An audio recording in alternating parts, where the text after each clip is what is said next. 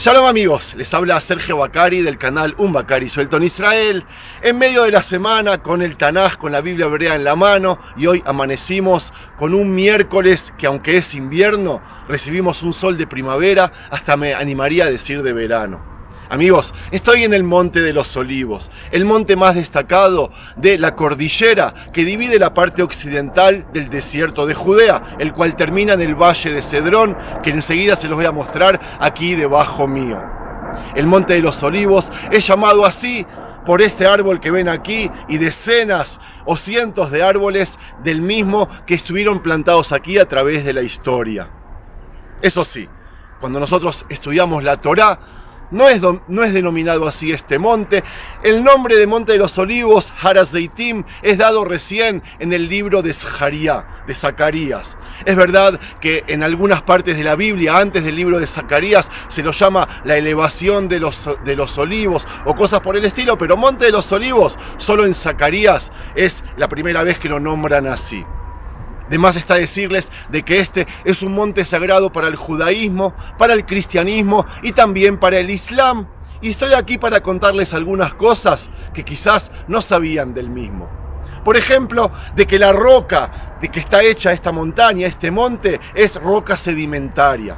Por ejemplo, que la cordillera a la que pertenece este monte recorre 3.5 kilómetros y que tiene 3 puntos elevados, 3 cimas. La cima más alta está en la Universidad Hebrea de Jerusalén, ustedes no lo ven enfrente mío, que es un monte que mide 826 metros por encima del nivel del mar.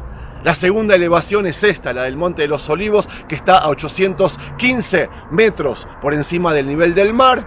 Y después tenemos en la parte sur, en lo que hoy es Siluán, el Monte de la Unción, que ahí la cordillera se eleva en 747 metros por encima del nivel del mar. Vamos a recorrer la parte sagrada del Monte de los Olivos y ahí les voy a contar, como les dije, cosas que quizás ustedes no conocen del mismo. Antes de empezar a pasear, suscríbanse al canal, amigos, si es que les gusta el material que yo suelo publicar a diario. Empecemos. Qué hermoso día para pasear. Me acompañan, amigos. Como les dije, el nombre Monte de los Olivos recién lo descubrimos en el libro de Zacarías, en tiempos del primer templo. Es verdad que antes lo nombraban, pero no con este nombre. Por ejemplo, en el 2 de Samuel, cuando el rey David se escapaba de la rebelión de su hijo Absalón, está escrito: Be David ole be Ma'ale HaZeitim, ole uboje berosh lo hafui. Si avanzamos, en el 2 de Reyes lo llaman Ara Machshit, que proviene de la palabra Mishja, en relación a uno de los productos que se hacía con el aceite del árbol de oliva para ungir a los reyes o al sumo sacerdote. En tiempos del segundo templo, por lo visto, había en este monte tiendas de las cuales el público podía conseguir los productos para los sacrificios o los rituales religiosos que se hacían en el templo.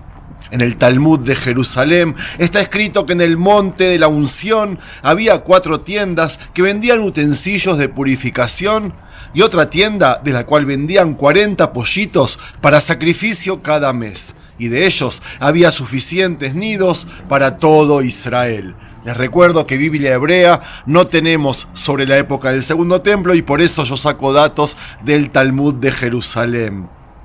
Amigos, el sitio más importante aquí para los judíos de la segunda época del segundo templo fue, y está de más, pero aclaro que aún no existía el cristianismo o el islam, el lugar donde se llevaba a cabo la ceremonia de cremación de la vaca roja, que se hacía para purificar a las personas de la impureza de los muertos. De acuerdo a la Torá, había que sacar a la vaca roja fuera del campamento, faenarla y alucinar su sangre ante la presencia del santuario. Luego de finalizado el acto, se incendiaba a la pobre vaca y las cenizas eran depositadas en un lugar puro dentro del campamento. Aquí, amigos, acampó el Imperio Romano de Tito antes de conquistar y destruir el Gran Templo. Aquella legión que había llegado desde Jericó y se había unido a la legión que ya estaba en el Monte Scopus, aquí al lado, luego que los sitiados atacaron y consiguieron que la legión huyera de aquí, ordenó Tito hacer un fortín en la cima del Monte de los Olivos.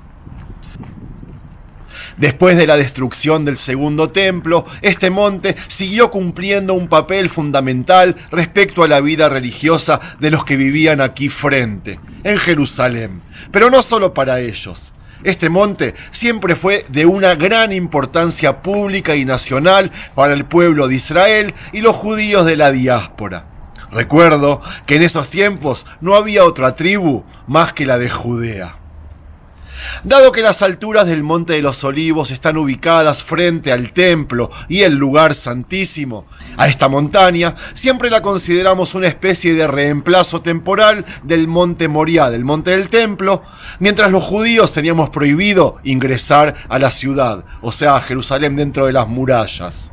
Muchos judíos ascendían a esta montaña especialmente en el mes de Tishrei, el séptimo mes, el mes de las fiestas, y festejaban aquí la fiesta de las peregrinaciones escritas en la Torá cuando no podían entrar a Jerusalén.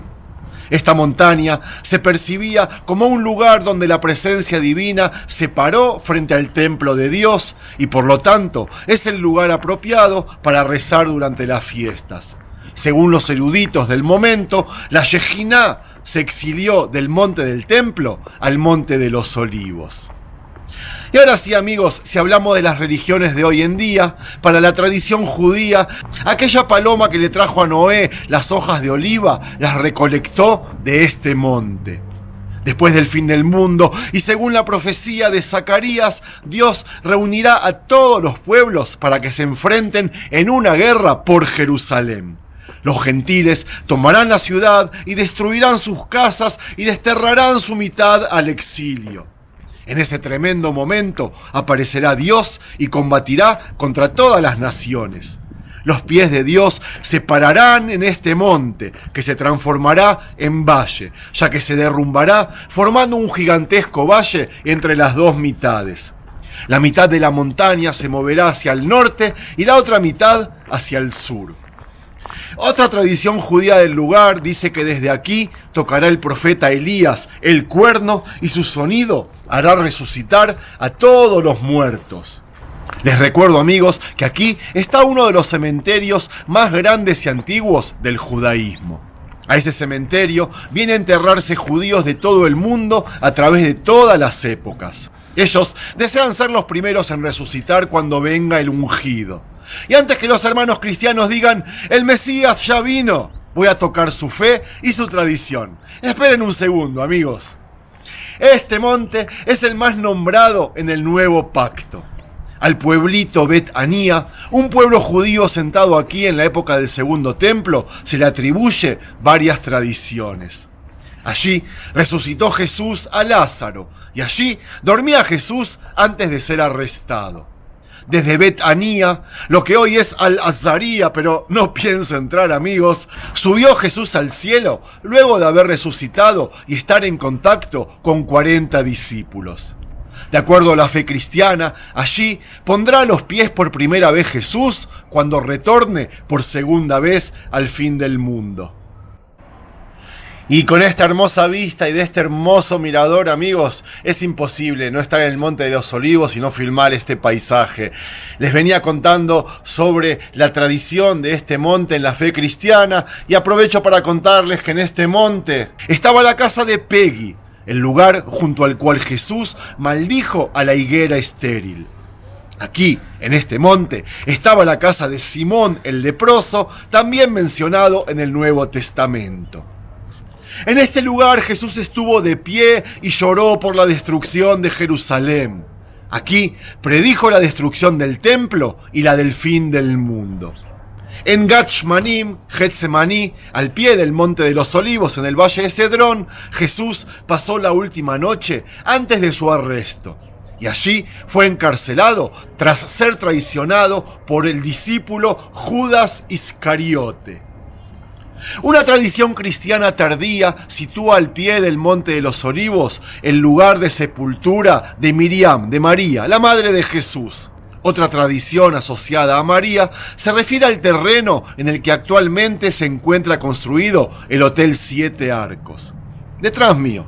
Según la fe cristiana, en esta zona conocida como Atzva o Al-Qaeda, que significa asiento, María se sentó a descansar en su camino hacia el Monte de los Olivos y Bet Anía.